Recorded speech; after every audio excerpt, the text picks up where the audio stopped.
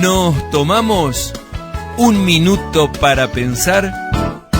Compartimos juntos el número 2 del gran equipo de la Iglesia Primitiva. ¿Qué tal, señor, señora? Un gusto saludarlos. Un tema verdaderamente apasionante, leer Hechos de los Apóstoles, una recomendación de lujo. Comienza el Nuevo Testamento de la Biblia con los 4 evangelios, Mateo, Marcos, Lucas y Juan, donde se narra la vida de Jesús. Y luego la historia de la primitiva iglesia, Hechos de los Apóstoles. Y como los engranajes de un reloj de alta calidad, los dos primeros engranajes fueron Pedro y Juan. Ellos subían juntos al templo a la hora de la oración, y allí, después de la predicación, el día de Pentecostés, con 3.000 personas convertidas y bautizadas, se sana un paralítico de nacimiento. Esto trae una gran persecución sobre Pedro y sobre Juan, pero luego sobre la iglesia total que estaba en Jerusalén. Y allí tenemos un versículo clave, Hechos 4:36. Entonces José, a quien los apóstoles pusieron por sobrenombre Bernabé, que traducido es hijo de consolación, o de exhortación, o de ánimo, levita, de la tribu de Leví, natural de Chipre, la isla que estaba enfrente de Antioquía, como tenía una heredad, una chacra, la vendió y trajo el precio y lo puso a los pies de los apóstoles. Esto produce la falsedad de Ananías y Zafira, una pareja que también hace lo mismo, copia como mono, pero su corazón estaba lejos de agradar a Dios, y mienten diciendo la vendimos en 100 pesos y la verdad que la habían vendido al doble. Ellos ocultaron parte del dinero y Dios los descubre y terminan muriendo. ¿Por qué Dios permite esto? Porque Dios anhelaba que la primitiva iglesia tenga 100% de pureza, de calidad. En un mundo corrupto, en un mundo de mentira, decir la verdad cuesta mucho, pero vivirla cuesta más. Luego viene la elección de los 7 diáconos y la muerte de Esteban como el primer mártir cristiano. Y allí está Saulo, un joven fariseo que apoyó la muerte de Esteban. La gente dejaba las ropas a sus pies, pero fue la semilla del arrepentimiento que luego tendría y convertirse en el gran predicador que se llamó San Pablo. Hechos 8:1, y Saulo consentía en la muerte de Esteban. En aquel día hubo una gran persecución contra la iglesia que estaba en Jerusalén, y todos fueron desparramados, esparcidos por las tierras de Judea y de Samaria, salvo los apóstoles. Y en el capítulo 9 tenemos la conversión de Saulo. Saulo, respirando aún amenazas y muerte contra los discípulos del Señor, vino al sumo sacerdote y le pidió cartas para poner preso y aún matar a los que seguían el camino, así le llamaban, a los seguidores de Cristo. La persecución era muy fuerte en Jerusalén. En aquel mismo tiempo el rey Herodes echó mano a algunos de la iglesia para maltratarles y mató a espada a Jacobo, hermano de Juan. Jacobo y Juan, los hijos de Zebedeo. Jacobo muere, le cortan la cabeza con una espada. Y viendo que esto había agradado a los judíos, quería también matarlo a Pedro. Así que Pedro estaba custodiado en la cárcel, pero la iglesia hacía sin cesar oración a Dios por él. Y allí Dios hace un milagro. Se presenta un ángel del Señor en la cárcel y lo libera de las cadenas y lo acompaña hasta la calle para que sea libre.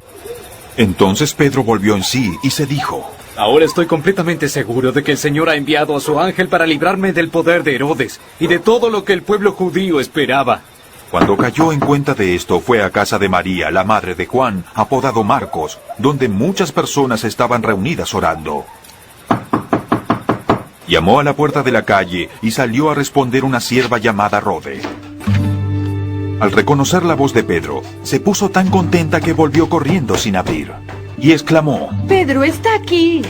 Entretanto, Pedro seguía llamando. Cuando abrieron la puerta y lo vieron, quedaron pasmados. Con la mano Pedro les hizo señas de que se callaran, y les contó cómo el Señor lo había sacado de la cárcel.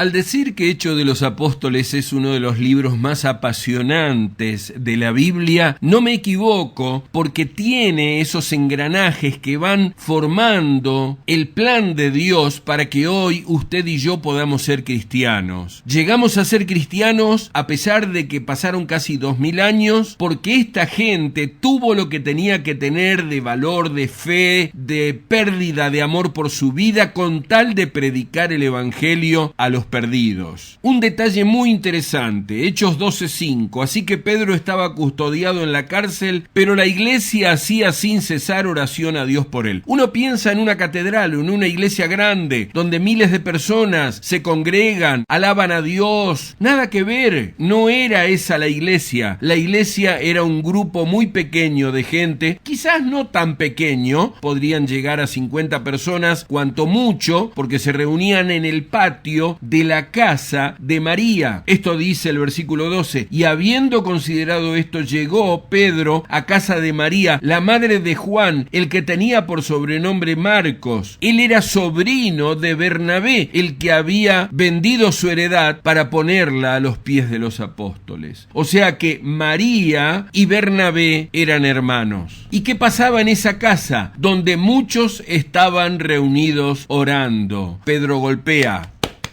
Ábranme, soy Pedro. Este Bernabé, esta María, este Juan Marcos son personas tremendamente importantes en la obra de Dios, junto con Pedro, con Juan, con Saulo, que se convierte en Pablo, y luego Lucas, el médico amado. ¿Por qué? Porque este Juan Marcos es el que escribe, mientras Pedro le dicta, el Evangelio según San Marcos. Y Pablo, al tener esa discusión tan fuerte y pelea con Bernabé después del primer viaje, elige a Silas y hace el segundo y el tercer viaje. Allí incorpora a Timoteo y uno dice, bueno, terminó todo mal. Pelearon Bernabé con Pablo, terminó todo mal, parecido a las divisiones que hay muchas veces de pleitos, contienda entre cristianos. Nada que ver, terminó perfecto. Y en el próximo programa te lo voy a compartir a Biblia abierta. Los planes de Dios son perfectos. Por eso Pablo dice, hágase todo para edificación. No sean vencidos de lo malo, sino venzan con el bien el mal. Aún las dificultades, aún pensar diferente en la iglesia primitiva, nunca los llevó a contiendas, a divisiones, a pleitos. Por el contrario, todo lo hicieron para la edificación de la iglesia, el cuerpo de Cristo aquí en la tierra. Por eso Jesús dijo, edificaré mi iglesia y las puertas del infierno no prevalecerán contra ella. ¡Hasta la próxima!